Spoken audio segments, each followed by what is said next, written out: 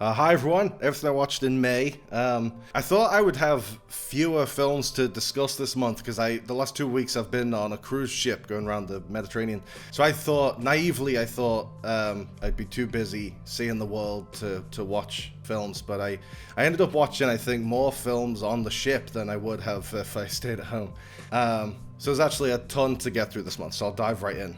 Broad City, rewatched Broad City start to finish. Because it's just so damn good. I think it came up a few months ago, and I mentioned that every couple of months I'll rewatch it, and because it's just the ultimate kind of pick me up. You can't be in a bad mood when you're hanging out with Abby and Alana and going on the crazy adventures with them around New York. And I love how kind of like oftentimes it's not grounded at all. It's surreal and cartoonish and crazy, but then also it is grounded and it is relatable.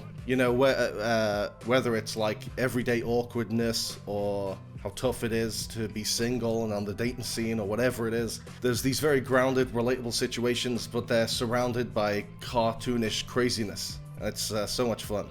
Maggie's Plan. This was great too. This is Greta Gerwig is the star of it. She's like, initially she's a single woman. She wants to have a kid and she doesn't want to wait to fall in love. So she is looking for a sperm donor and then ends up finding love. She meets Ethan Hawke, who's this professor, I think. And they hit it off, but he's already married to Julianne Moore and that becomes a whole complicated thing and they have kids. And so now they're co-parenting the kids. And it was just really great, really, really well acted. Greta Gerwig and Ethan Hawke had this great chemistry, and Julianne Moore was great as always, and Bill Hader was in it as Greta Gerwig's friend. He was really funny as always. Just a wonderful little movie. There's some big laughs in it, but it's primarily a drama, and it worked really well. And, if you're a follower of this channel, you probably know I'm a huge, huge fan of Greta Gerwig, so there was a low chance I wouldn't like this, but it was great. The Expendables 4, or Expend-4bles, as it's spelled in the title. They changed the A to a 4.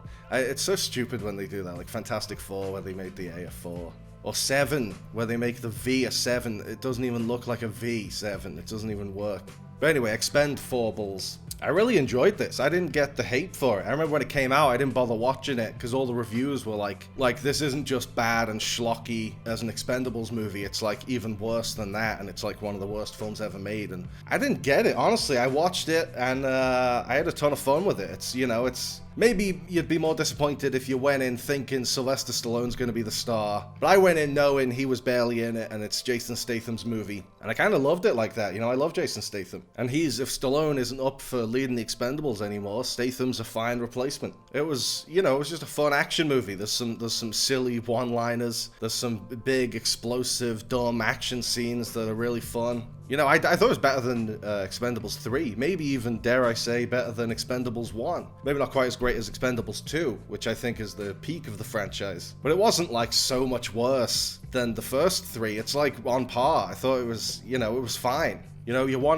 go in, you want to see Jason Statham have some banter with Dolph Lundgren and with 50 Cent and with Megan Fox and have some explosions too, and you get that. So I don't know why it was so aggressively panned by critics, because it's, it delivers the goods. The idea of you. When I heard about this, I thought, it's like, famously, it's like Harry Styles fan fiction, although I don't think it's 100% confirmed that it definitely was. But the character is very Harry Styles-esque. I thought like, it'll be this cheesy, romantic kind of melodrama. I thought like, I'll watch it almost to laugh at it. And I ended up really liking it. It's actually a really good film. It's actually really good. It's like weirdly, surprisingly, shockingly really good. For a movie about what seems to be like a middle-aged woman's fantasy that she would meet Harry Styles and they would fall in love. It works really well. Like Anne Hathaway and Nicholas Galitzine or Galitzine. I'm terrible at pronouncing names. Galitzine sounds right. From Bottoms, and he was great in Bottoms. He's great in this, and as a completely different type of role, a completely different tone. He was just as great. They had really wonderful chemistry. You really buy that they are in love, and you kind of want them to be together. And then it gets really interesting into this whole thing of that she gets so much negative feedback for being, in the press, she's called a cougar, and there's so much scrutiny and so much backlash just because she's like twice his age. But if it was, the film points out that if it was the other way around, if it was like a 40-year-old man with a 25-year-old woman, no one bats an eye. And there's even that whole hypocrisy is embodied brilliantly by Anne Hathaway's ex-husband in the film, played by Dan from Veep, who's great in it. And he left her for a much younger woman, and he's very critical of her relationship with this young pop idol, completely oblivious to how hypocritical he's being and how ridiculous he's being. I mean, it is a good point, because that is true, that the notion that women have like an expiration date, or that a woman over 40 can't be a sexual being or have sexual desires, or that, you know, an older woman can't be in love with a younger guy, and all these ideas that kind of are pretty prevalent in the world. They actually went pretty deep in exploring them in what seemed to be a really silly, trivial, wish fulfillment type movie. So I was kind of blown away by how much I liked it. I thought it would be so stupid and so bad, and I ended up getting so swept up in it and enjoying it so much. It was really, really good.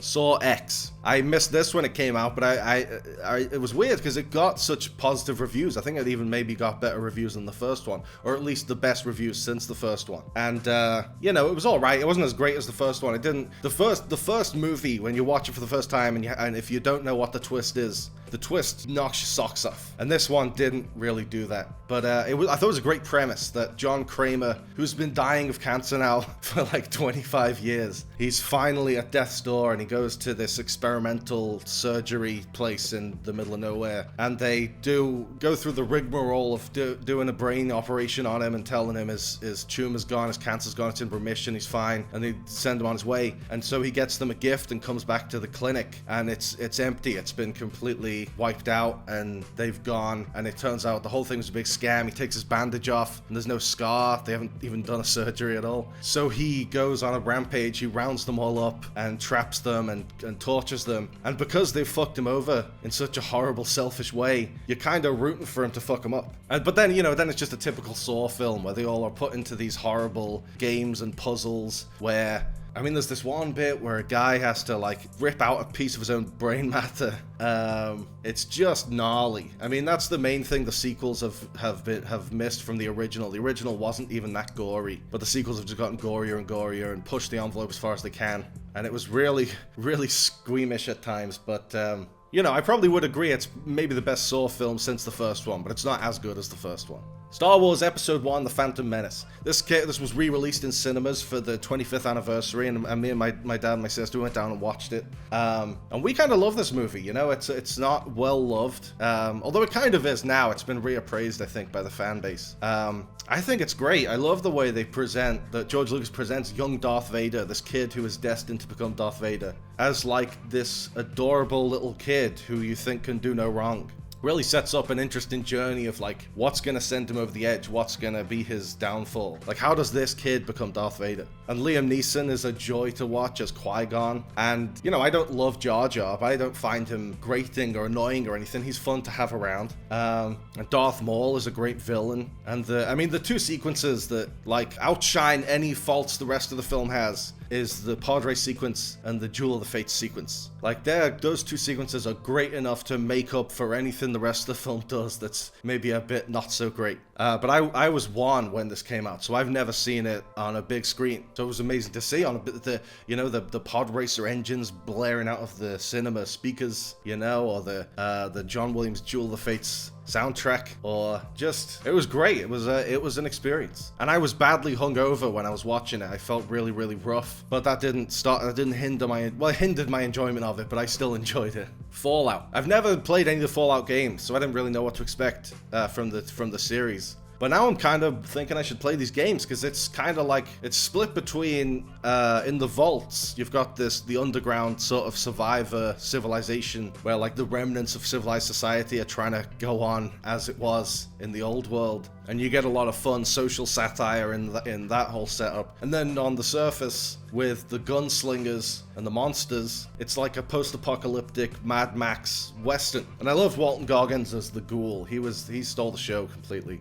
And Ella Purnell, like, she's great in Yellow Jackets, and I've always felt, because she's sort of like the Spectre hanging over the series, she's kind of underutilized in that. I mean, I'm not underutilized, I mean, the character's used perfectly, but here she gets to be the star of the show. and knocks it out of the park. Hacks Season 3. This is another one I got press screeners for to do, so I could write about it and review the series, and it was great. I mean, this show has been so great from the very beginning, and I've loved watching the relationship of Deborah and Ava evolve, and I love how they never settle into a status quo, you know, because it could have been the kind of show where they start off at odds with each other in Season 1, Episode 1, and by like midway through Season 2, they're the best of friends, and they just stay best friends until the Season 9 or whenever it's going to end. But what I love with what these writers have done is that they keep evolving that relationship. And now, you know, spoiler alert if you've not seen it, and I highly recommend it if you haven't seen it, the whole dynamic's been flipped now, and now Ava has all the cards. Ava has the power over Deborah for the first time. It's always been that Deborah's had some degree of power over Ava to varying degrees. And now it's totally flipped, and Ava's holding the cards, and Deborah's at her mercy. And now going into Season 4, which thank God they've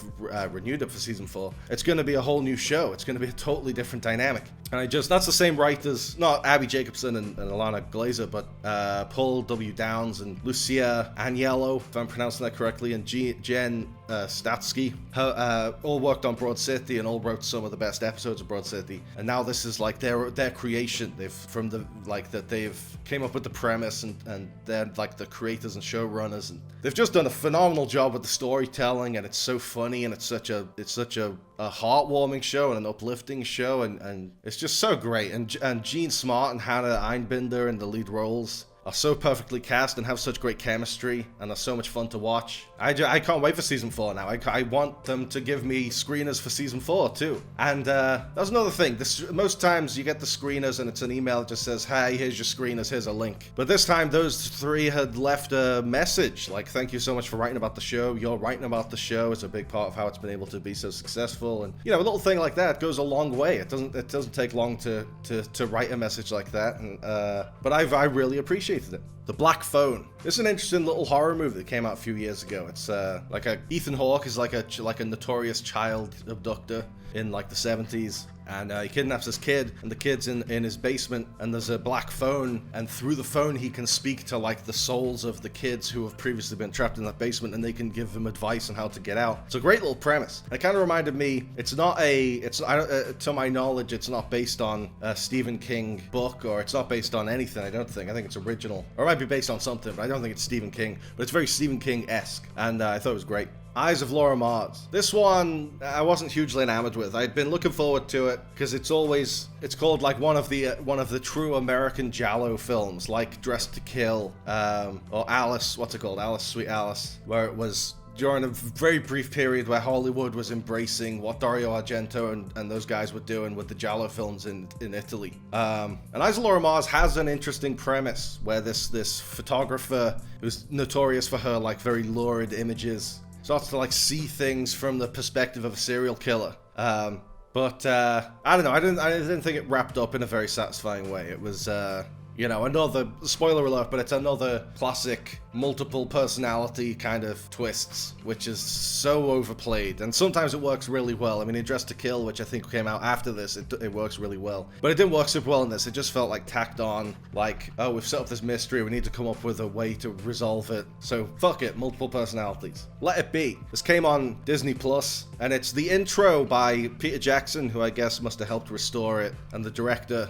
Michael Lindsay Hogg. They make it sound like the thing never got released, and this is the first time it's ever been seen, like 50 years after it was filmed. But I don't know, maybe it has been released before, but whatever it was, it came out, it was celebrated as a big thing for Disney Plus that they were able to release this thing. Because I think footage, like unused footage from Let It Be is how Peter Jackson was able to make Get Back, which I loved. I loved Get Back, even though it was 200 hours long. You know, it felt like you were just hanging out with the Beatles. You were kicking back, having a jam session with the Beatles, which was amazing. And that's kind of what this feels like. This is tighter. This is like a 80 minutes long, not a million hours. But, you know, it starts off like the first sort of half is they're figuring out what they're going to do, like what they're filming. Is it going to be for a TV thing that is a companion to the concert broadcast, or what's it going to be? And then the second half is, let's just go up on the roof and do the concert right now.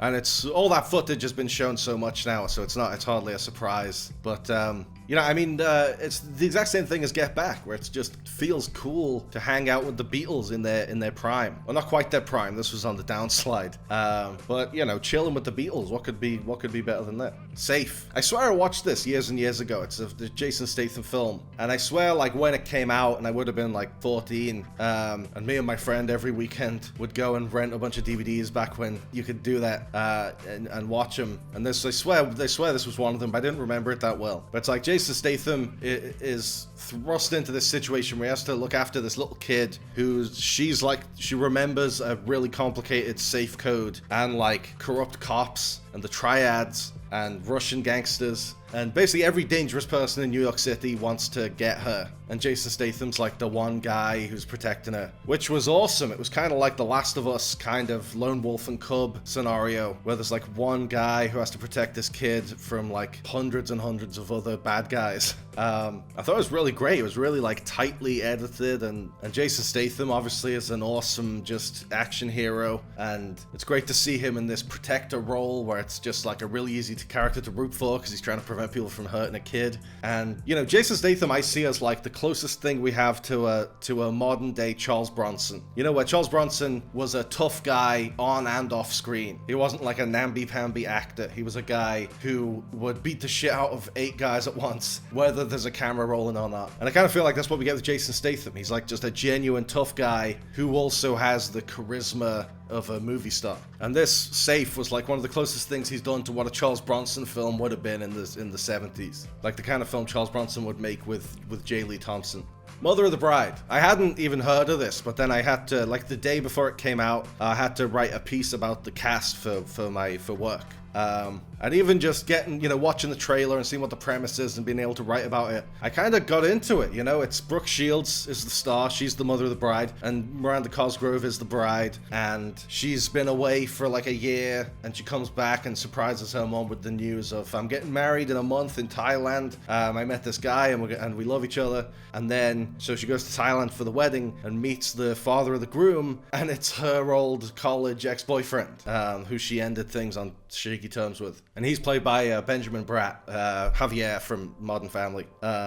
And, you know, that was a funny premise that promised some comedy. And so I kind of liked the look of it, and I was going to watch it the next day when it came out, and then the next day when it came out, it was eviscerated by critics. It got literally 0% on Rotten Tomatoes. And I was like, Jesus, can it really be that bad? And, you know, I watched it, and it's not that bad. It's not great. It's not like a new masterpiece of the rom-com, but it's like Expendables 4. It delivers the goods. You go in wanting a feel-good rom-com. You know, you want some laughs out of some awkward situations, and you want to see two people fall back in love, and you see that, and you get that, and you know, I don't see any reason to complain when a movie does what it sets out to do. So I quite enjoyed it. X-Men 97. I've been loving X-Men 97, and it ended this month. It ended its first season. I think there's a second season on the way. I think they already were making 2 seasons before even 1 episode had aired, so that's good. Because this has just been one of those, the last few years, with Marvel becoming very hit and miss, you know, it's been hard to get excited about a Marvel thing, but then something will come along that is really great, like Guardians of the Galaxy 3 was really great, or Loki Season 2 was really great, and this is really great. This is the latest thing that they've done that's actually great, and actually has a reason to get you excited. So I'm looking forward to Season 2. Abbott Elementary Season 3. I think this has been out for a while in America, but it only just came to Disney Plus in the UK. And I've been loving it. It's been great. It's you know, it's a show that one of the only current TV comedies that really seems to have like brought people together and really seems to have amassed a big fan base. And then you watch it and you can totally see why. It's still in Season 3. It's as great as it was in Season 1 and 2.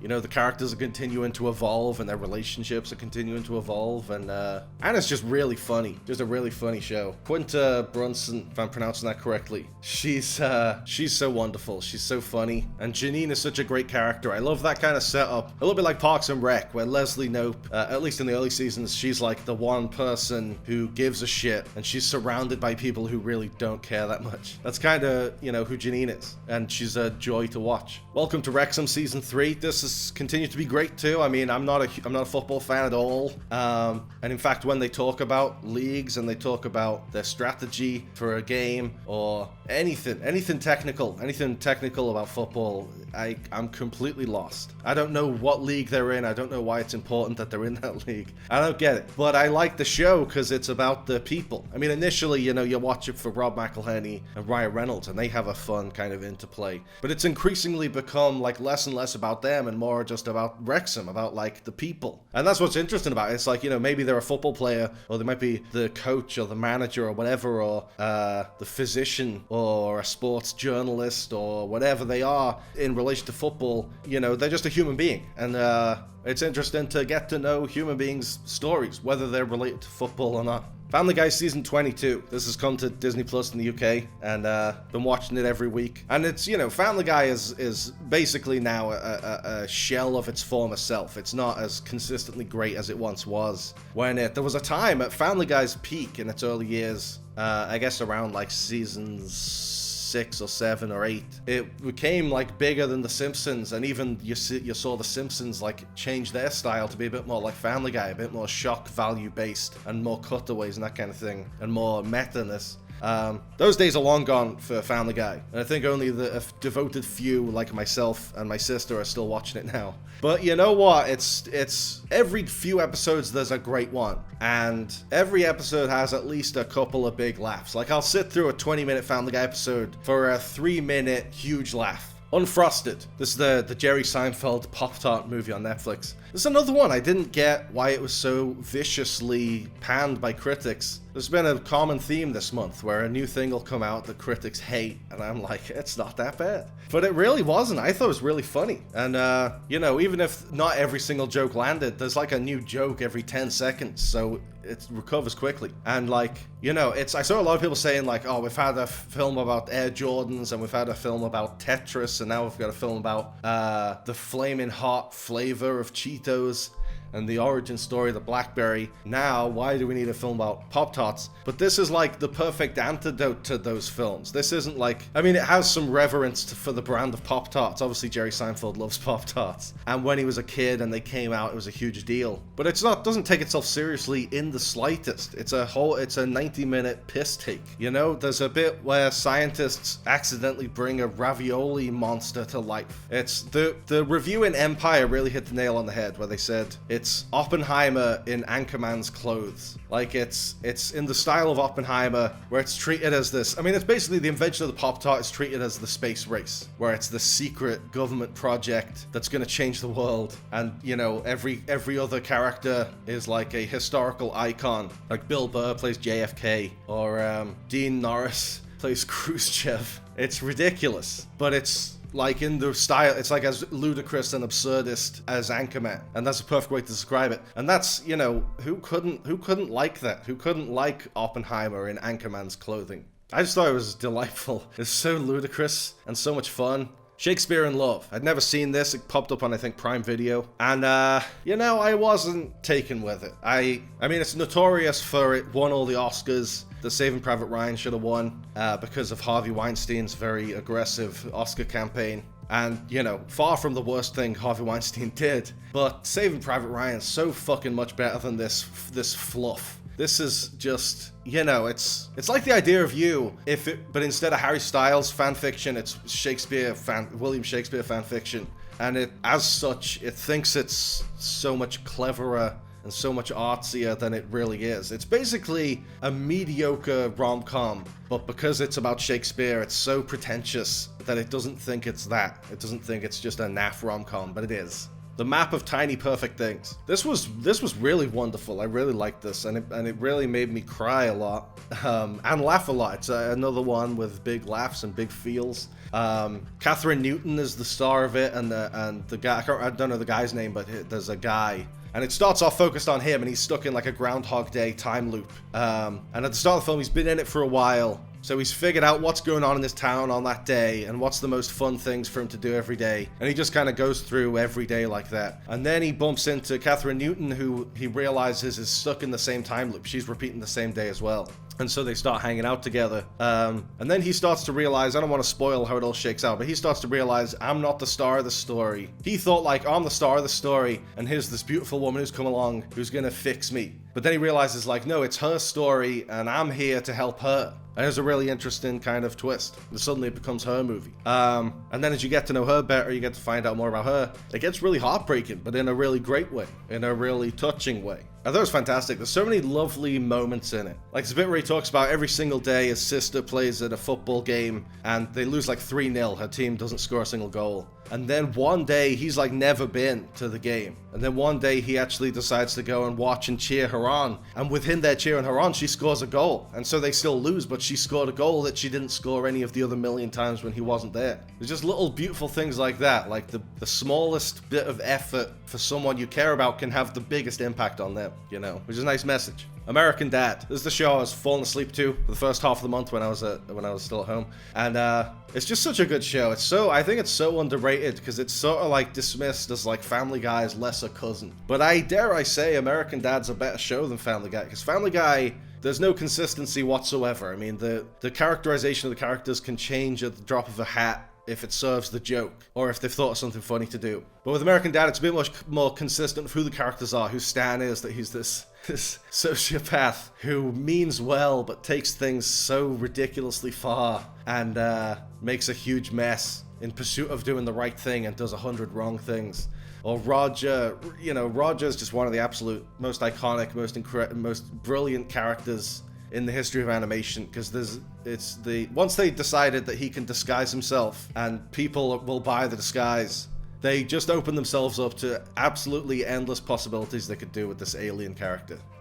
So I love American Dad, and that was a nice comfort show to fall asleep to this month. All right, now we've run out of the first couple of months of May, and I'm on the cruise now, and I mean, I had gone on with good intentions of I'm not going to watch a ton of TV, I'm going to go out and see Europe. But then the first day I was there, my body's so unaccustomed to sunlight that I erupted in like a full body heat rash that stung like holy hell and itched like holy hell. And then I came down with a horrendous migraine that had me bedridden for a couple of days. I couldn't even get out of the cabin. I was just lying in bed in the dark in pain. And then when I was finally starting to feel a bit better, I was finally starting to come out onto the deck and be in sunlight again. I came down with a cold some fucking how. I caught a cold in like 35-degree weather. I'm still kind of recovering from it, so that might be why my voice sounds a little bit kind of blocked up. So anyway, I did enjoy the cruise, in spite of my body conspiring against me to make me have an awful time. I ended up enjoying myself, and I enjoyed the places I was able to see, and but all those health things meant that I spent a lot of time in the cabin, in bed, watching TV, so I ended up watching a ton of movies. There was a few I had downloaded onto my iPad because I wasn't going to have Wi-Fi on the ship. Or you could for like £5 a day, but fuck that. So I downloaded some movies. The first one I watched the first night was Father of the Bride, which I love. I love Father of the Bride, the Steve Martin one. Because it's a great character for him, for Steve Martin to play. All these emotions of like his daughter's getting married and he's not sure he likes the guy. And he's really, really protective, and he's also stingy, and he's worried the prices of the wedding are going up, and he's really worried about the numbers, and he's trying to cut costs wherever he can. You know, those two things, there's so many great moments and so many great gags that come out of it. And there's like an emotional through line, like his relationship with his daughter, as much as they get laughs out of it. You know, the movie really cares about these characters and really gets you to care about them. I just love it. It's one of my favorites. Indiana Jones and the Temple of Doom. I watched this and made some notes because I want to do a video about it, because I find it fascinating that this is the one that Spielberg has disavowed. This is the one that Spielberg doesn't like. He looks back on it and thinks it's too dark and it's too violent, and he would do it differently if he could go back and redo it. So it'll be interesting from that perspective to go back and be like, is it that bad? Is it too dark? Or is it interesting that it's dark? Or and I loved watching it again. I mean, I love Short Round. He's my favorite Indiana Jones sidekick. I love the kind of like that Indy's kind of like a father figure to him, and that they really love each other, which is really beautiful. And the chemistry between Harrison Ford and young Ke Huy Quan is just wonderful. So much fun to watch. But anyway, I won't go too much into it because I don't want to spoil the video, but that's forthcoming. this is the end. Me and my sister watched this. We used to watch it when it came out like 10 years ago, and we got it on Blu-ray. We would watch it like every weekend for like 2 years. So we basically know it like line by line at this point. But I hadn't seen it for a few years. She hadn't seen it for a few years. And it's just so great. It still holds up. You know, it's such a great cast. Everyone's so funny in it. And I love how dark it gets. Like in a literal sense, because Seth Rogen and Evan Goldberg in their directorial debut lit it like a horror film. They didn't light it like a comedy with these bright, colorful lights. They lit it like they were making The Exorcist or like they were making Rosemary's Baby with these really like grim, dull colors. And it goes so far towards creating like the right atmosphere. And then in that atmosphere, all the fucked up comedic stuff, like they have Jonah Hill get molested by a demon a la Rosemary's Baby. All the stuff like that lands because the atmosphere's there. It's just such a good movie. And Seth Rogen and Evan Goldberg haven't made a movie, or at least haven't directed one, in a couple of years. And I hope they eventually get back to the drawing board and come up with something else, because This Is the End is like, like a modern classic.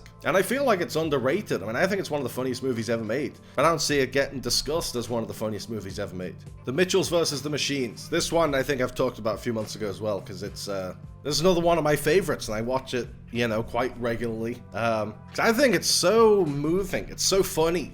And it's so visually, it's very exciting with the visuals of a robot uprising. But the emotional storyline of it, just a dad and his daughter trying to reconnect with each other and struggling to, but wanting to, is so beautiful. And it's crazy that, like, in this movie where, like, an Apple-style tech giant's new robot butler program, like, turns against the human race and enslaves humanity and takes over the world, that in that movie, the best thing is the father-daughter dynamic at the heart of it. But it's so beautiful. It's, you'll look at it and think, oh, it's a kid's movie, but it will move an adult. So it's on Netflix. If you haven't seen it, I highly recommend checking it out.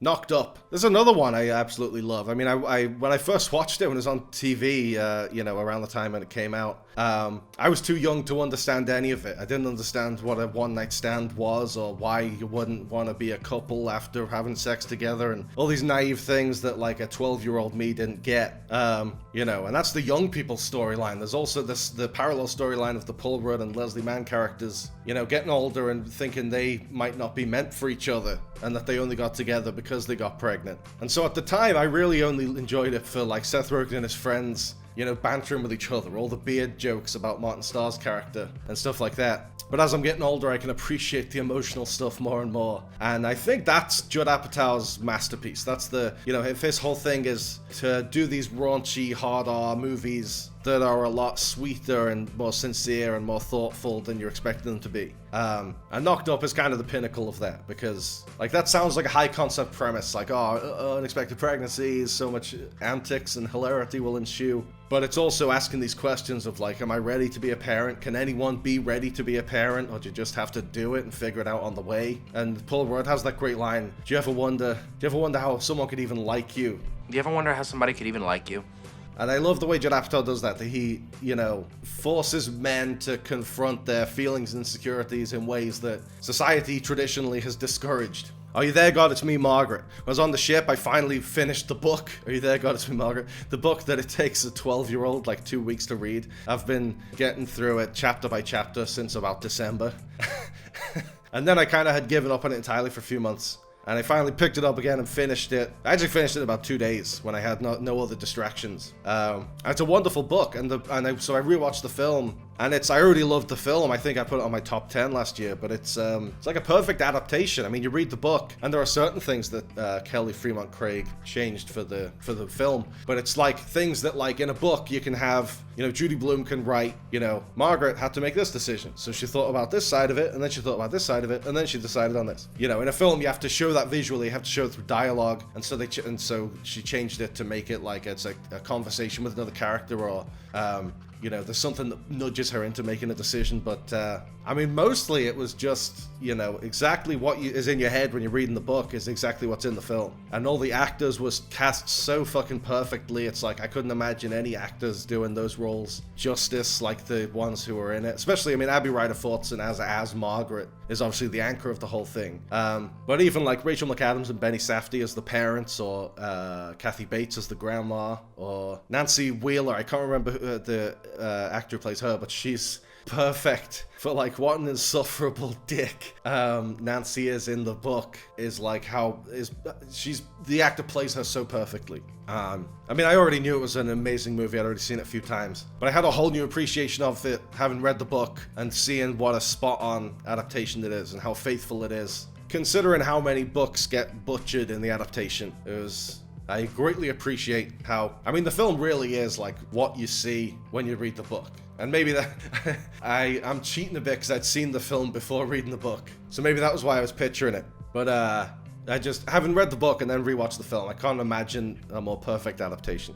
The 40-Year-Old Virgin, another Judd Apatow, the one he did before, Knocked Up. And this is another great one where it's a raunchy premise. And initially it's like, oh, isn't it so funny? He's 40 years old and he's never had sex. But, you know, it takes Andy's reservations and insecurities and everything seriously. And there's a lot of jokes at his expense, obviously. It's a comedy. But it works just as well as a love story as it does as a comedy. Which is really like, I mean, it's what is expected of Judd Apatow now. But it was kind of revolutionary back then in the heyday of like movies like Wedding Crashers and The Hangover, where chauvinism and punching down were the big things in movie comedy. To do this film about a middle-aged virgin and take him seriously and make you care about him and make you get invested in his love story, you know, is really great. A Million Ways to Die in the West. I think this is a hilarious movie. This is another one I couldn't understand when it got such negative reviews. Because it's like, yeah, it's not as tight as Blazing Saddles, or it's not as searing a social commentary as Blazing Saddles, but it's not really setting out to be. It's just setting out to be like a Seth MacFarlane Western. You know, it's a Western in the meandering, absurdist, no fucks given comedic style of Seth MacFarlane. And it's brilliant, I think. You know, I think he's a great actor. I mean, he obviously is more famous as a voice actor, but I love him in live action things. Like his facial expressions are really funny. So that's it for the movies I downloaded. I also downloaded some episodes of some TV shows. The Simpsons, watched a few Simpsons. Like the one where the kids are taken to a foster home and they're literally taken next door to the Flanders house. That's one of my favorite episodes because there's so many great gags in Homer and Marge having to go to like a parenting class, and so many great gags in Bart and Lisa and Maggie living at the Flanders house. And but like all the best Simpsons episodes, it also has a really heartwarming, sweet ending where Maggie has to choose between the Flanders and the Simpsons, and she's about to go to the Flanders, and then she sees Marge come around the corner, and she goes to Marge, and it's so beautiful.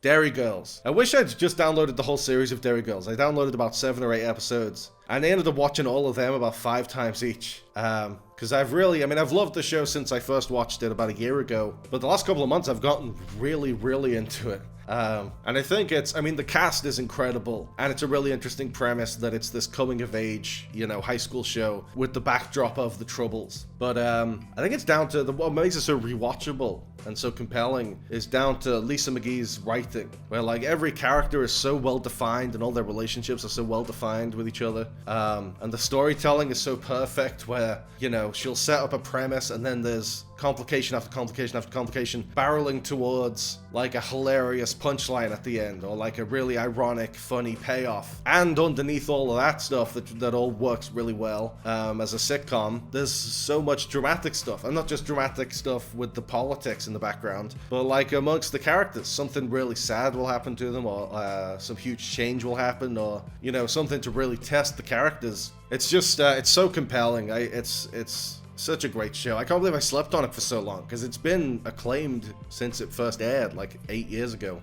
And I can't believe it took me so long to watch it. 2.5 Men. I downloaded a couple of early 2.5 Men's. And I downloaded the finale, because I rewatched the finale. I'm doing a video about the 2.5 Men finale, and how it fucked everything up, and how far removed that final episode is from what the show was when it began. And it's, so far I've just written the things I'm going to say. I haven't started editing it or anything, but I'm excited about that one. I really like what I've come up with. Bob's Burgers, downloaded a couple of Bob's Burgers, and the one that sticks out the most was the one where Bob like lets Tina drive his car in an almost empty car park with one other car in it, and she crashes into the one other car. That's like one of the absolute funniest scenes in Bob's Burgers, but in fucking anything. That's one of the funniest things ever. Tina, for the love of God, turn away or stop! The brakes, Tina, on the left, you're about to hit that car, the brakes, hit the brakes! Family Guy, downloaded some old Family Guys. I downloaded the one where Stewie gets pregnant with Brian's babies, because that's considered to be like one of the most hated episodes and one of the most disgusting episodes. And I love it. I think it's hilarious. So I was gonna maybe try and do a video about that, but I was trying to make notes. I couldn't really come up with much. I couldn't really come up with enough to do a whole video. Maybe I'll turn it into a short. I don't know. South Park, downloaded a couple of South Parks. That's just another show that never gets old. The writing is so incredible, and it's especially impressive how they're able to do them the week they're on. But the ones I went back to like season 6, season 7, when they hadn't yet started doing that. Every episode is about a headline from that week, or it's about like a flavor of the month kind of like topic, where they would just come up with funny storylines. Like they came up with, and I suppose it kind of was about something that was in the news, because it was about Christopher Reeve's stem cell research. But the real meat and potatoes of the episode is that Jimmy and Timmy join the Crips, thinking it's like a group for disabled people. And that's so funny. Jimmy and Timmy in a gang is so funny. So anyway, that's all the episodes of things I downloaded. And now we're off downloads. In the cabin on the TV, there was 2 movie channels. There was one called Movies Now that was like new stuff, and Movies Then, which was showing like old classics, or I mean not all old classics. Some of them were from like 5 years ago, and they were not classics, and some of them were from like the 40s. So generally I only resorted to a download if there was nothing good on those 2 channels, and there often was. Amsterdam. I hadn't seen Amsterdam, and what happened to be on when I first got to the cabin, and the flight had been I had to leave the house at 2 in the morning to get the flight, and so I just decided not to sleep. Foolishly, I thought I'm not gonna get to sleep before 2 o'clock, so I'll just stay up all fucking night. So then this was like 3 in the afternoon the next day when I got to the cabin and had been awake for like 36 hours. And Amsterdam was on, and it might be that I was sleep deprived, and so I was not in a great mood, and so that's why I didn't like it. But I didn't fucking like it. I hated it. I thought it was terrible, and I couldn't understand how David O. Russell was able to get such an incredible cast together with such like a meandering, pointless script. It's the script. It's an absolutely awful, lifeless imitation of the Coen brothers' kind of like quirky American mysteries. It's like a shit version. It's like really bland and aimless. But every few minutes, a massive star like wandered into the movie. Like it's Christian Bale and John David Washington investigating a mystery. And along the way, there's Taylor Swift and Anya Taylor-Joy and Margot Robbie and Rami Malek and Robert De Niro and Chris Rock and Mike Myers. I was like, how the hell, how do all of them sign up for such a shit movie? And it's not the kind of thing where you don't know it's going to be shit until it's finished. I think on the page it would read as shit. I mean, it might just be like Christian Bale and Robert De Niro had worked with him before, had worked with David O. Russell before. And so maybe once you've got those guys in, someone like Margot Robbie or Anya Taylor-Joy or Rami Malek will sign up because, I love those guys, I'd love to work with them. And so it snowballs, and you end up collecting like 12 A-list actors in a shit movie that shouldn't have even been made. Planet of the Apes. This is the original, the Charlton Heston one. I've not seen the new one yet, Kingdom of the Planet of the Apes. But the original, I mean, it holds up. Holds up really well. You don't, obviously the main thing is the twist at the end when he sees the Statue of Liberty and he's like, "You maniacs, you blew it up. Damn you all to hell." And that's great. That's that's one of the best endings of a movie ever. But until then, and when they think they're not on Earth, they think they're on an alien planet. It plays just as like this surreal 60s sci-fi movie. And if you just go along with it and forget that it's Earth, it's really fun. Gentleman's Agreement. I'd never heard of this before, but it was a really interesting movie. It's this guy, Philip Greenberg, who's like a Jewish journalist, writing an expose about anti-Semitism. And it's like he'll submit applications for jobs or country club membership, and he'll do one under Philip Greenberg and one under Philip Green. And Philip Green will get in, but Philip Greenberg won't. And then he finds out while he's writing this expose, and he's finding out all these horrible, prejudices that people have. He finds out that the supposedly, like, liberal, open-minded magazine he's writing for, that's supposed to be fighting back against that kind of discrimination, has its own hiring biases, you know? I think it was really revolutionary for its time, because it came out in like 1947, which would have been like right after World War II, you know, and it's this really righteous, angry movie against anti-Semitism. And it was actually kind of depressing how relevant it felt today, because somehow anti-Semitism is like back on the rise. It's a really powerful movie. Tolkien, I don't know how the fuck you pronounce it. Guy who wrote Lord of the Rings. This was a biopic of his life, specifically like his service in the war and his love story. And it was really, really fucking boring. I hated it. It was so boring. It's like, early in the film, Tolkien and his friends are shown to just be a bunch of posh twats. And, you know, there was a couple of scenes that were, like, funny. They were taking them seriously, but it was funny just how posh they were. And, then once it gets past all the bullshit with them, and it's the love story, the two romantic leads, it was Nicholas Hoult, I can't remember who played his girlfriend, but they just had absolutely no chemistry. They weren't interesting to watch together, and the movie just dragged out for fucking ever. And I really, really hated it. By the end of it, I resented how long it had been. There's one interesting visual in it, one interesting shot where he's on the battlefield, Tolkien's on a battlefield, and he's seeing like fires and smoke and burning, and the shot kind of insinuates that these horrific images are inspiring him to create Mount Doom and the Black Riders, or whatever they're called, and you know, the most horrific imagery from Lord of the Rings. That was an interesting shot, but one interesting shot can't save a shit movie. The Crucible. This is the movie version with Daniel Day-Lewis and Winona Ryder. And I'd never seen the play. I've never seen this movie version before. And it was interesting at first. It was like, the first like 10 minutes were really interesting, where the guy like stumbles upon a witch ritual in the woods and he's terrified and he goes back and tells his townspeople. But then after that, it's like their trial. And then it just becomes like a kind of by-the-numbers procedural. So it kind of took a nosedive on my interest level. The Storied Life of A.J. Fikry. This was shit too, honestly. It was Raj from The Big Bang Theory was the star of it, and Christina Hendricks was in it, and Lucy Hale was in it. The movie just kind of couldn't decide what it wanted to be. Like, it started off, he's a bookshop owner, and he's grieving the loss of his wife, and then he has like a really expensive book stolen from his shop, and then it's a mystery. Who stole the book? Why did they steal it? How did they steal it? And then he goes back to his shop, and there's a little girl there that someone's left, and so it abandons being a mystery and becomes, now he has to look after this kid, and he tries to just drop the kid off on the police, and they say, hey, nothing we can do, you're gonna have to take care of her. Which doesn't seem realistic. I mean, then he takes this kid home, who she's never met before, and gives her a bath, and it's like, what the fuck? No way would the police encourage that. And then he meets Lucy Hale, and it becomes their love story. And then, like, when he's off visiting Lucy Hale, you know, who's watching the kid?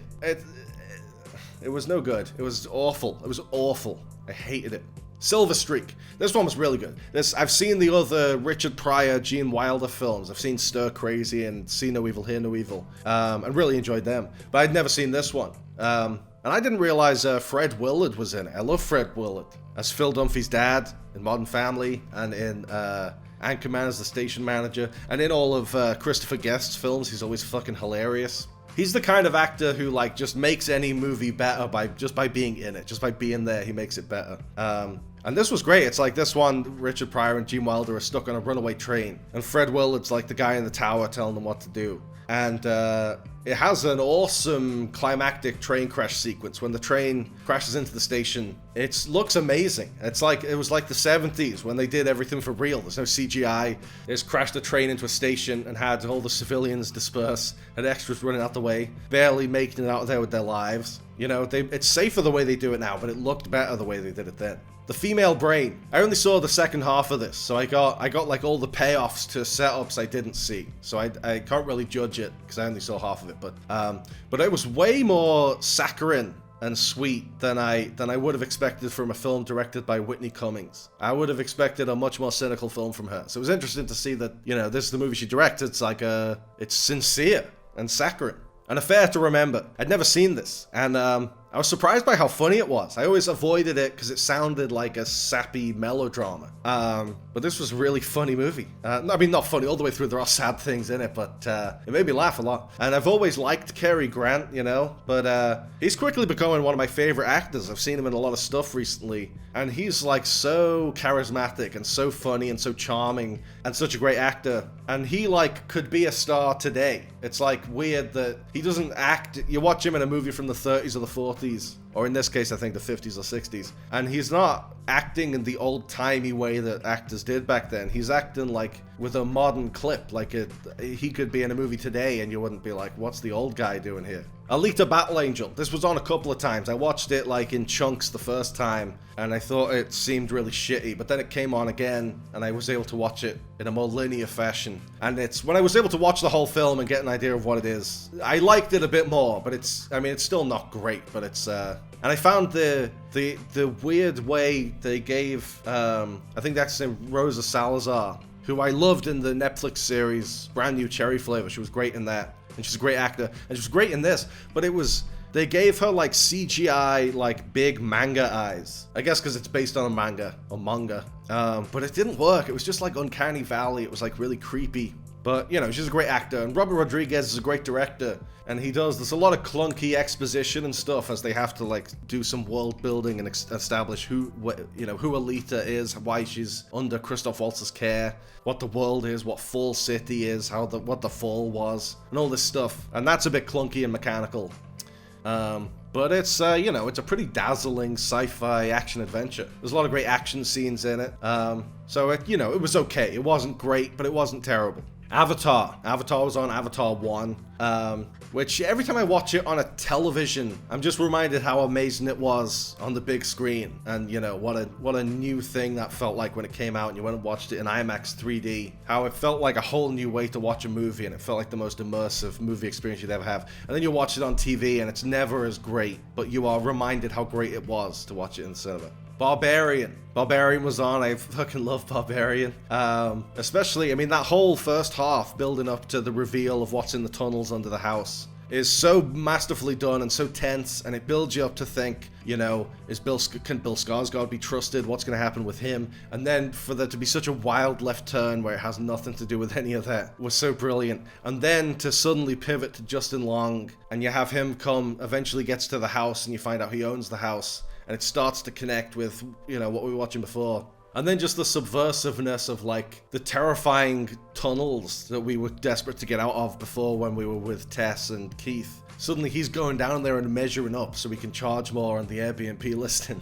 And it's just such a great juxtaposition. That movie's such a masterclass of, like, balancing tones, because it goes from, like, the most intense, terrifying horror to, like, goofy comedy, almost at the drop of a dime. But it works. But yeah, I love Barbarian. One of my first videos was about Barbarian ages ago, about Justin Long's performance, actually. So yeah, that even though, nothing beats the first time you watch it, you go in cold, you don't know what the hell's gonna happen, and you're just blown away. But it's still just as entertaining on a rewatch, even though you know where it's gonna go. It's still like a mesmerizing, great movie.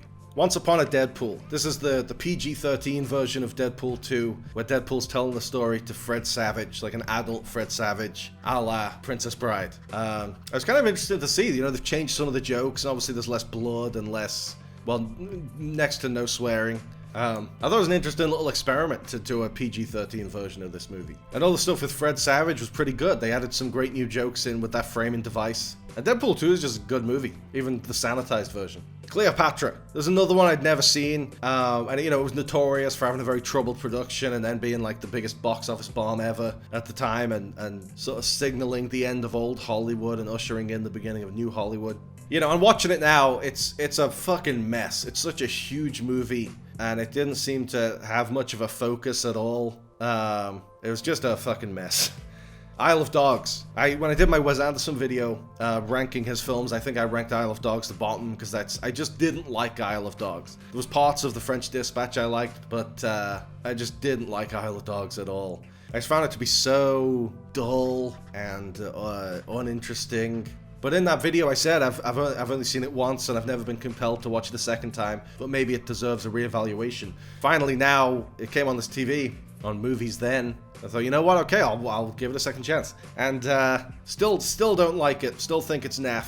Volcano with Tommy Lee Jones. I've seen Dante's Peak, I've never seen Volcano. I thought it was pretty damn good. When I put it on and they were talking about, you know, the earthquake has opened up an underground volcano and it's about to erupt all over Los Angeles. And I was like, that's fucking stupid. But then I kind of just got swept up in it. You know, Tommy Lee Jones is trying to keep his daughter safe. He's trying to find a way to mitigate the effects of the volcanic eruption. All the things that the first responders are trying isn't working. So I thought it was great, a great little disaster movie. I mean, I thought, once it was on, I thought like, oh, I'll turn this off in a second, I'll just watch it download on my iPad. But I ended up just watching it to the end, because it was actually pretty damn good. And Susie Essman was in it, that helped as well. Because I've barely seen her in anything besides Curb, but she's always so funny, and she was funny in this as Tommy Lee Jones' daughter's babysitter. Very sardonic. Yeah, I was surprised how much I liked Volcano, because it is dumb, but it's, you know, that's not that bad of a thing in a disaster film.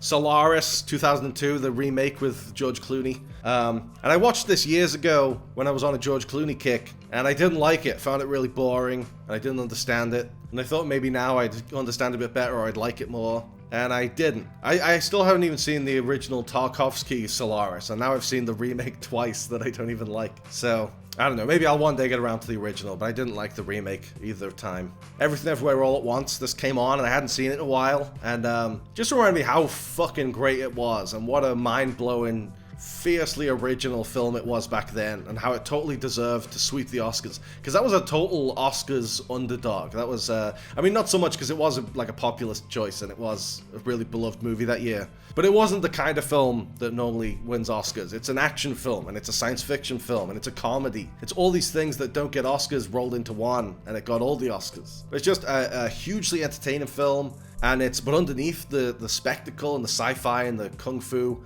you know, it's a really deeply touching, moving family drama. I just think it's a masterpiece, and I still, you know, we all got swept up in the hype back then. You know, how does it hold up today? Is it like rewatching Titanic? But no, it's still great, still holds up. Michelle Yeoh still fucking rocking it.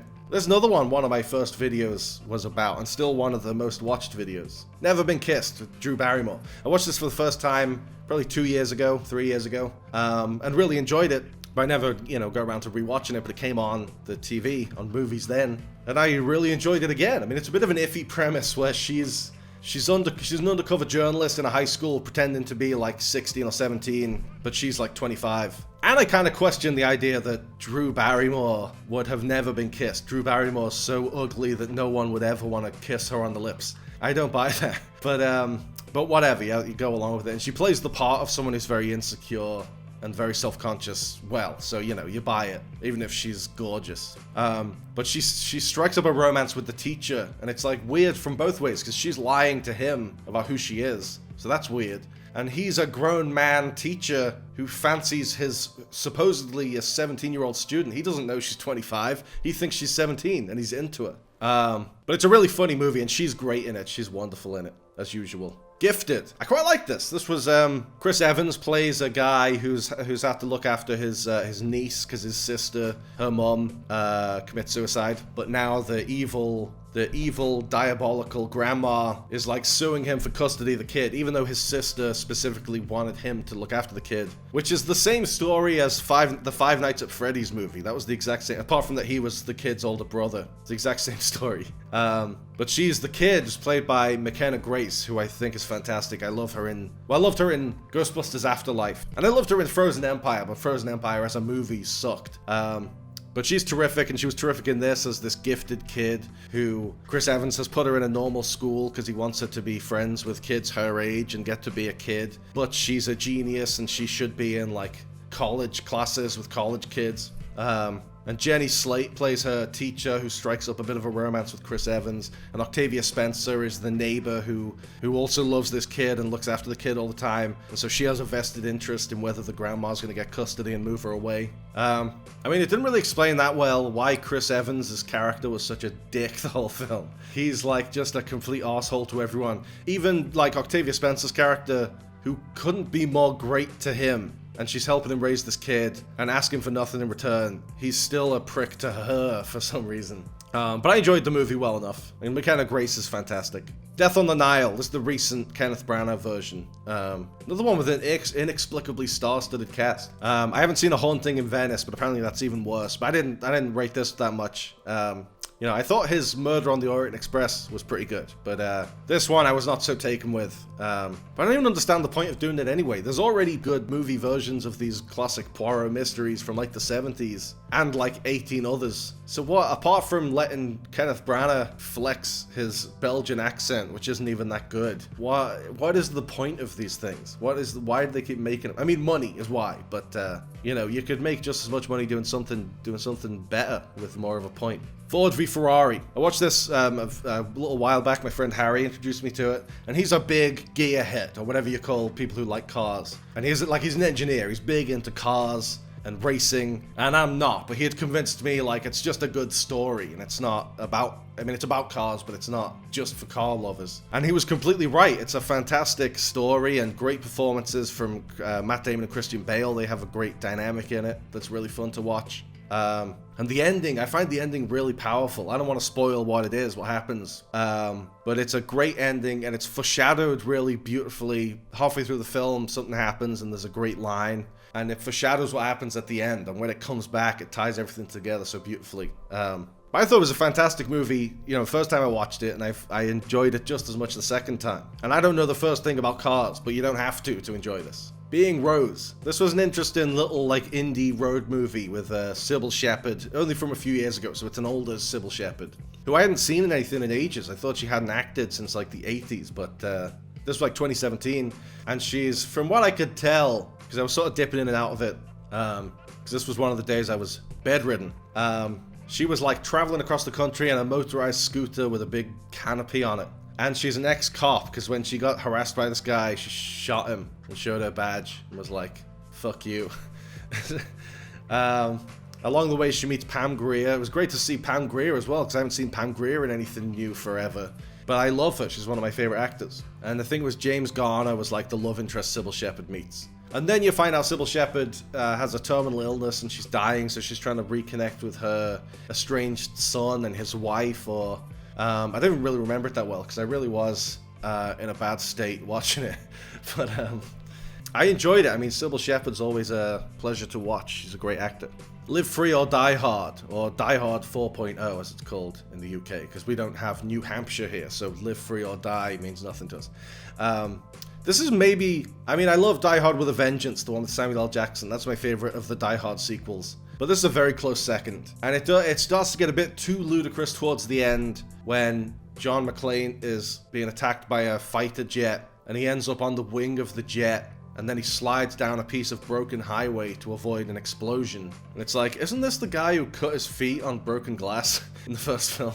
But apart from that, where I think you could have cut that whole sequence, I have a feeling an executive really wanted to have a fighter jet sequence. Because it's like, you go from one showdown with the villains at one place, then they drive there and have the fighter jet thing on the way, and then they go to another place and have another showdown. You could have just done all that at the last showdown. You don't need two showdowns, and you don't need a fighter jet, a death-defying fighter jet set piece. But I just adore the Bruce Willis, Justin Long back and forth, where Bruce Willis is playing John McClane. It was the last one where he really played John McClane as John McClane, because he's not really the character in Die Hard 5, the one with his son where he goes to Russia. He's just a gun-toting fucking maniac in that movie. But in Live Free or Die Hard, he is still the guy, you know, he's a bit more invincible than he was in Die Hard 1, but he's still the guy from Die Hard 1. He's still the guy who kind of doesn't like himself that much, and he's only saving the day because no one else will, no one else is there to do it. He doesn't think of himself as a hero. And he had a great dynamic with Justin Long as this kind of like young, you know, hipster who thinks he knows everything, and Bruce Willis is there with all this lived experience like, you don't know shit. It's a really fun movie. The Hate You Give. This is another really great movie, and it tackles the really harrowing, horrible, you know, very real thing of American cops killing unarmed black teenagers, which seems to happen like once a week. And it's absolutely horrific and devastating and you know, unjustifiable, but they seem to keep getting away with it. And Amanda Stenberg is the star of it. She's, you know, she witnesses her friend you know, an unarmed kid. He's like stopped by the police for no real reason, and he's reaching for a hairbrush in his car, and the cop thinks he's reaching for a gun and shoots and kills him, and she's the only witness. And so she has to decide, is she gonna go before a grand jury and testify? But she lives in a gang neighborhood where there's like a snitches get stitches mentality, where if you cooperate with the law in any way, even if it is to report this heinous, unjust murder, you know, that's a bad thing. They'll come after you.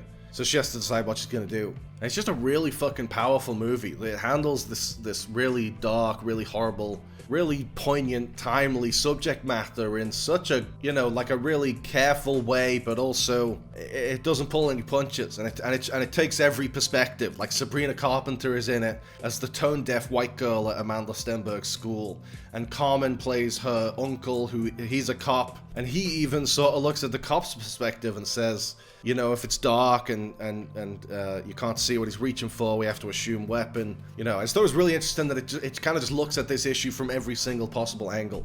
And it's, you know, as much as it is an issue movie and it's about this issue that seems like it should be a no-brainer, that this horrible, unspeakable, tragic thing keeps happening with seemingly no consequences. And the movie is like a rallying cry to be like, why is nothing being done about this? Why is this allowed to keep happening? But it's, as much as it is an issue film and it's, you know, about the issue, it's also really just about this family. It's just a really, really powerful, really eye-opening film. And, you know, I've watched it, I think, a couple of years ago, and on a second viewing, it's just as hard-hitting and just as powerful.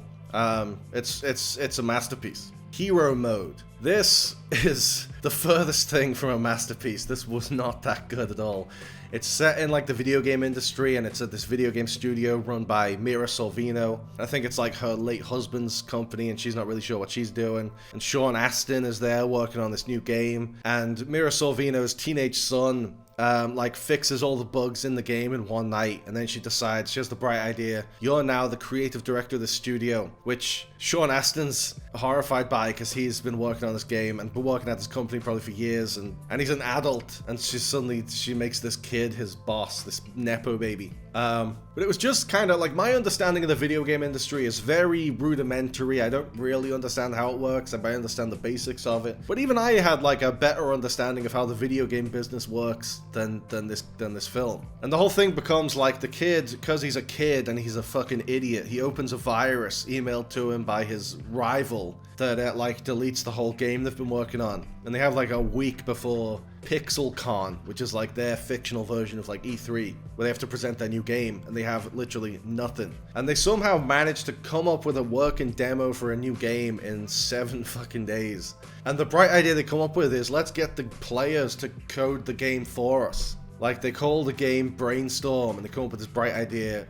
It's like if you published a novel and half the fucking pages are blank and you have to finish the story yourself. No one wants that. I don't want to code my own game. I want them to make the game for me. If I'm paying them for a game, they better give me a fucking game, not instructions on how to make my own game. But in the world of the film, that's like a huge hit. It's like, sometimes a game comes along that just changes the whole world, and that's Brainstorm. And there's this girl that the guy likes, and he lets her do the theme song for the thing, and it's like, brainstorm, feel the thunder, brainstorm. Brainstorm, feel the thunder. And it was terrible. It was like grated on my ears. And me and my sister for like days afterwards would jokingly be like, brainstorm. It was just in the film, she does this theme song and everyone's cheering, and Mira Sorvino's like, that was amazing, and it's like, no, it fucking wasn't. It was unlistenable. So yeah, wasted a great cast. Mira Sorvino's fantastic, and Sean Astin's great, and Creed from The Office is in it, and Mary, I can't remember her name, but she's Gail the Snail in It's Always Sunny, and she was Chloe in 24. She's fantastic. There's just a ton of great actors in this film. And it was kind of shit.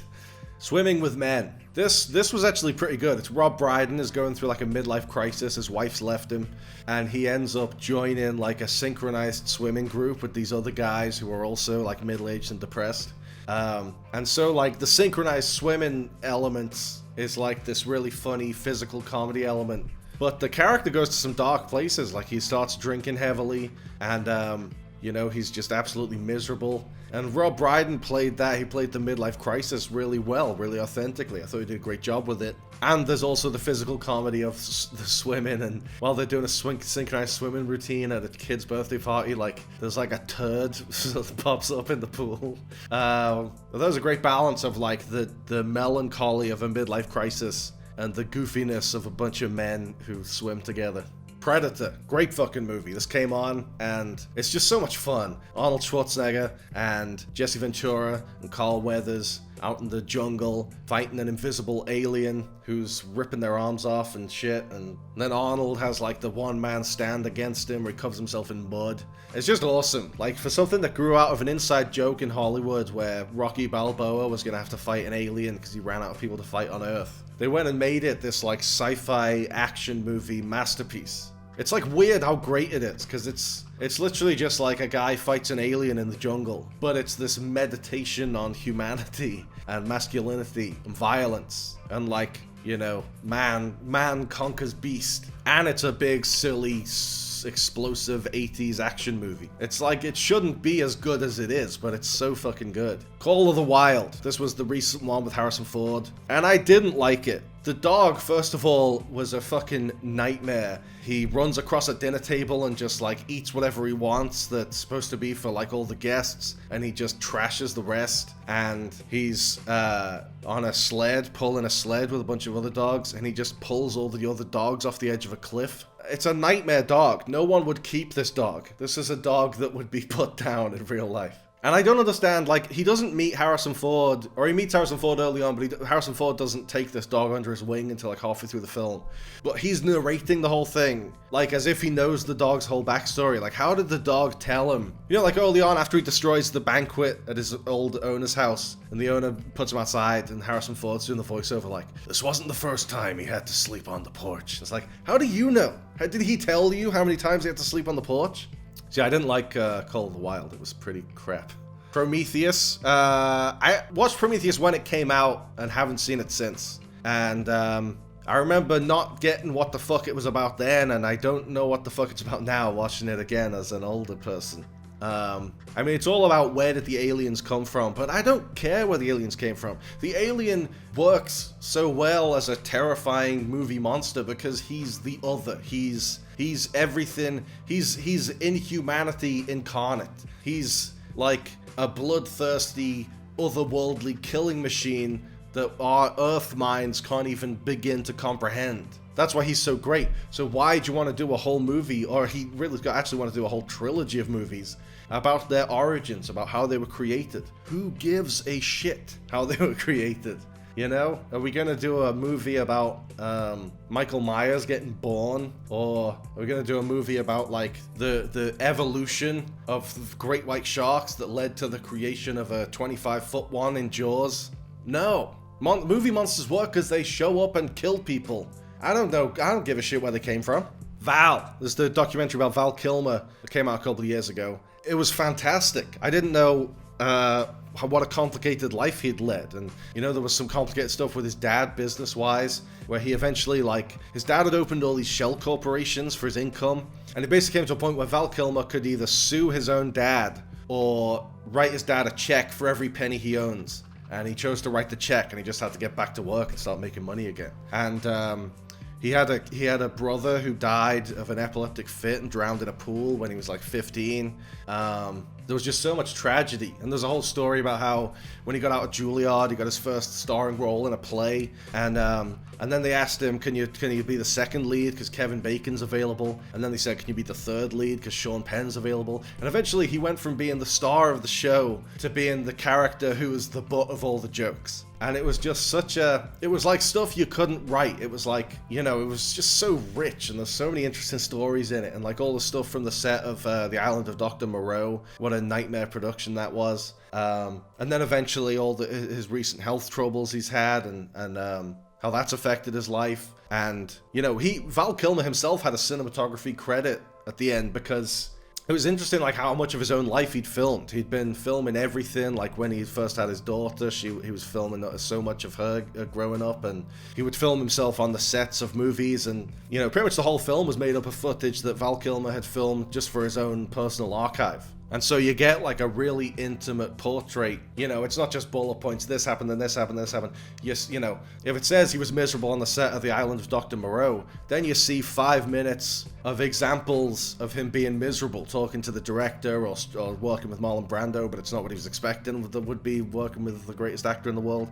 It was just, if you are even marginally interested in Val Kilmer, which you should be because he's a fantastic actor, watch this documentary. It's you know, he talks about how isolating it was to play Batman because you can't move in the suit, you can't hear people in the suit, so eventually people stop talking to you, and it's this horrible, lonely experience. And then when he didn't want to play Batman again, he was called like a diva and hard to work with, and that became his reputation for the next 20 years. But it was just because it was a miserable experience. It wasn't as much fun as it sounds like to be Batman. But yeah, Val, it was a great documentary, and it gave me a whole new appreciation. You know, I already loved Val Kilmer, but this gave me a whole new appreciation of the guy. The Art of Racing in the Rain. Me and my sister found this really funny. Like, it's not a comedy, but it's so funny. It's like, it's about a race car driver who's trying to launch his career while balancing, like, getting married and having a kid, and then his wife gets cancer, and it's just up to him to look after the kid, and his in-laws don't really like him and all this stuff, but it's all through the eyes of his dog, who is voiced by Kevin Costner. You hear Kevin Costner be his thoughts. And this dog has, like, the soul of a poet. Like he's watching his owner, Denny, which is, they couldn't have picked a dumber name than Denny. Because he'll be saying something like, you know, I've heard the phrase, to be the better man. Well, there was no better man I knew than Denny. And it's like, it just sounds so silly with Denny. And then when, like, Denny's looking after his daughter and his wife's going through chemotherapy and the dog's watching him going, like, his endurance knew no limits. And it was like, what the fuck? And the dog, like, early on when he starts getting together with his wife, played by Amanda Seyfried, the dog's, like, getting jealous that she's getting attention from Denny and he isn't. And he's, like, watching them have sex, and he's like, I had to accept that, you know, she was a person and she could give Denny pleasures that I could not. It's like, what the fuck? I thought, so now you're jealous that you don't get to have sex with Denny? It was a fucking weird movie, and it was supposed to be, like, a straight, sincere drama. But it was just the funniest juxtaposition of, like, this dog. You know, there's a bit where they leave him in the house for a couple of days, and he's talking about, like, the isolation, and he says something like, I suffered the indignity of having to relieve myself on the doormat. You know, I don't think dogs are that smart. I think they're giving dogs way too much credit. Dogs, I love dogs, but they're fucking idiots.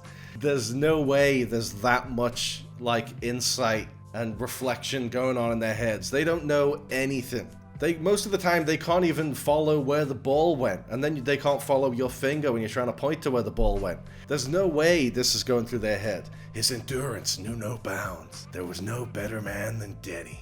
It was an insane movie. I mean, we really enjoyed watching it, but for the wrong reasons. Like, we just thought it was hilarious that there's this dog with the soul of a poet, like, pissing on the rug, and then waxing lyrical about it. 5 Feet Apart. This devastated me. When it said this was coming up next, my sister was like, oh, that's that film with Cole Sprouse. It's the dumbest thing. They can't touch each other and they're on a hospital ward together.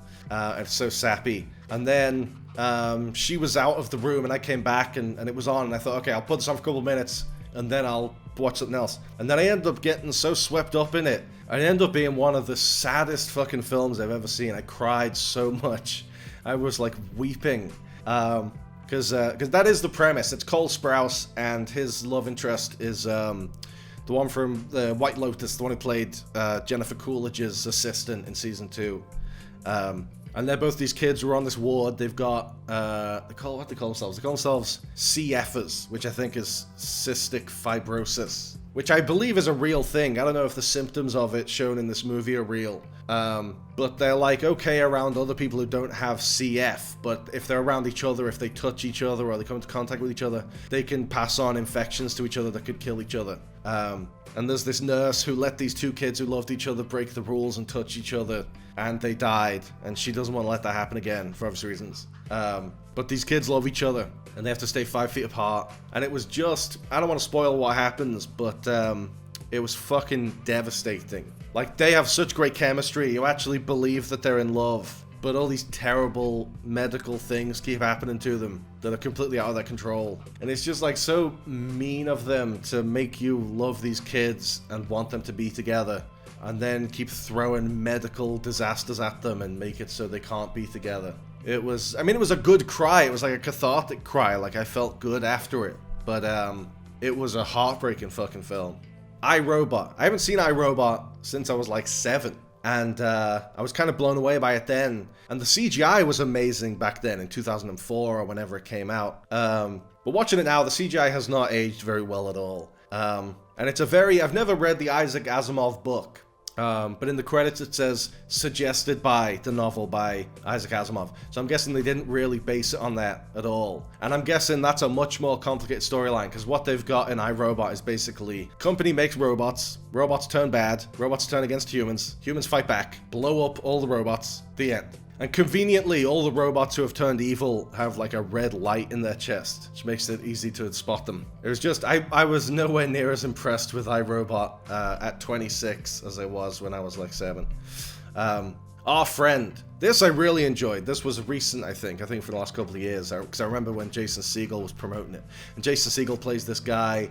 Casey Affleck and Dakota Johnson are a married couple with kids, and Dakota Johnson gets cancer, and while she's going through the cancer treatments, Jason Segel's their friend who moves in to help them with the kids and with the housework and just make their life a bit easier as they're going through this tough time. And it was a true story. It was the Casey Affleck character is a writer, and he ends up writing an article about his friend who moved in. And that, I believe, that article was the basis for the film.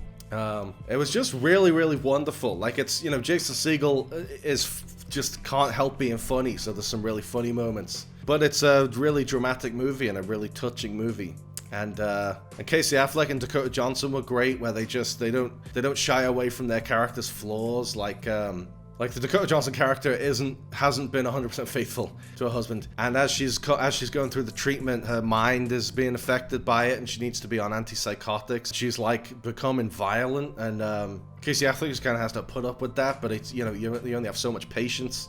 And Jason Segel is there to just kind of mediate the chaos and mediate their fights. And it was just a really good movie. It was a really great story and really great performances. It's really well done. The Bob's Burgers movie. I hadn't seen this since it was out in cinemas like 2 years ago. And I forgot how good it was. Like, I remembered the songs. The songs were very catchy, especially the Sunny Side Up Summer. That was a great one I listened to on repeat back then. But it's like it's like a mega-sized episode. But I don't mean that in a bad way, like, oh, it's just like a long episode. Like, I mean that in a good way. It's an episode where all 5 characters get to have their own individual arcs going on, and it's really funny, and there's so many laughs in it, but it also is like so moving. Like, the backstory of Louise's bunny ears is so beautiful. And it's a shame it wasn't a bigger hit. Norma Rae. I'd never seen Norma Rae, but it's like the classic, you know, it's like the Union movie. So I'd heard so much about it, and it kind of lived up to it. Like, there's a lot of stuff on the factory floor, which is about as tedious as working on a factory floor. But Sally Field was fantastic in it. That was a great performance. Brad Status. I watched this a while back. It was directed by Mike White of White Lotus fame and of School of Rock fame. And it's fantastic. It's like, the story is Ben Stiller plays this dad who takes his son, who I believe is played by Ethan from Euphoria, to Harvard for his interview, and they're going to, you know, view the college. And as his son is making these huge decisions about what his future's going to be, Ben Stiller's looking back on his past and kind of like reevaluating his own life choices. And he's like consumed by jealousy over his old college friends who don't speak to him anymore. Like, one of them has a private jet, and all he can imagine is the guy in his private jet. And one of them has he's so rich that he's been able to retire at like 45, and he's living on a Hawaiian island with his 2 girlfriends, and he just pictures him on the beach with his 2 girlfriends, and it drives him crazy. And then as he starts needing to pull in favors because the kid misses the interview, and like one of his old friends works at Harvard, and he's trying to get in touch with him, so he ends up speaking to a lot of his old friends, and he realizes like their lives aren't as perfect as he's making out. Like, the one with the private jet doesn't even really own the private jet, and his daughter's like 3 years old who needs spinal surgery, so he realizes like, oh, that life I'm jealous of is a total fantasy. He's like, everyone has their own problems. And the whole movie is just a really interesting meditation on that kind of thing of like, you know, you'll get nowhere comparing yourself to other people or holding yourself in competition with other people in like an imaginary competition. Then, you know, they're not even competing with you. You're just in your own mind competing with them. And it was just really interesting, really humanistic in that particular Mike White way, where it's really funny, but it also feels really grounded and really real. It was a great film. Cheaper by the Dozen. This was not the Steve Martin one. When it came on, it said, coming up next, Cheaper by the Dozen. I was all excited to see Steve Martin. And then it came on, it's this, like, old movie from, like, the 60s. You know, I didn't even know there was an original Cheaper by the Dozen. I thought the one with Steve Martin was the first one. And this sucked. This is, the dad was insufferable. You know the way Steve Martin is, you know, a really overbearing father, and he's stretched thin amongst these 12 kids, and he doesn't always make the best decisions as a parent. But he's likable, at least, because Steve Martin's playing him, and he's likable through thick and thin. This guy was the same insufferable, overbearing prick, but not likable in the slightest. He was just unbearable. And I didn't know how long it went on for, but it seemed to go on for twice as long as the Steve Martin version. See how they run. There's an interesting little whodunit that came out a couple of years ago, and it kind of sets itself up to be a meta deconstruction of the whodunit. And it isn't really, it's not really clever enough to do that in the way that, like, Knives Out does. But it's a funny little movie. There's actually a lot more laughs than I remember. And there's a lot of fun with Sam Rockwell and Saoirse Ronan play the detectives, and they have a fun dynamic. And Saoirse Ronan in particular is hilarious. When I first watched it a couple of years ago, I wrote an article about it, about how she saves it, because it would be a really mediocre movie if she wasn't so magnificent in it. But she's hilarious in it, and it was really obvious, like, the way the camera moved and the way the sets were dressed and the kind of, like, pastel colors, and the almost deadpanness of all the dialogue. It was so clear that the director of it, who I'm not sure who it was, but he really, really wanted it to look like a Wes Anderson film. He almost wanted you to mistake it for a Wes Anderson film. But Wes Anderson's style is so unique to him and so idiosyncratic. It's not like Tarantino, where you can do your own sort of, like, discount version of it. But whatever. So it's a fun, quirky little murder mystery. And Saoirse Ronan's fantastic in it. The Hustler. I'd never seen the original The Hustler. I've seen The Color of Money a few times, and I really like it, where it's Paul Newman's playing an older, Fast Eddie, who takes Tom Cruise under his wing to teach him the ways of pool hustling. But I'd never seen the original from the 60s, which I think Paul Newman won an Oscar for. But it was pretty great. It's like a really classy, you know, pool movie, where the stakes are pretty clear, because he's, like, in trouble with all these guys, all these, like, gangsters. And he's been taught to play pool one way, but he wants to just go off on his own and play it this way. And pool is one of the sports I actually have a kind of grasp on. So I didn't just tune out of the pool scenes like I tune out of the football in Welcome to Wrexham. I could actually kind of follow it. But Paul Newman's great in everything. It's funny, because I was trying to tell my sister who he is, and I was running through his whole filmography, like Cool Hand Luke and Butch Cassidy and The Sting. And she was more impressed by the fact that he's the face of Newman's Own than any of the films he's done. But he's, you know, just one of the absolute classical movie stars who is just a delight to watch in anything. So there you have an exhaustive rundown of the million films I watched in the dark in my cabin, instead of going out and enjoying the sunshine or exploring Italy. So yeah, what have you all been watching in May? Let me know in the comments, and have a good June, and I'll speak to you at the end of June. Thanks for watching, guys. I hope you liked the video. Remember to like and subscribe and click on the little bell. And also seize the day and call your mom and be kind to yourself.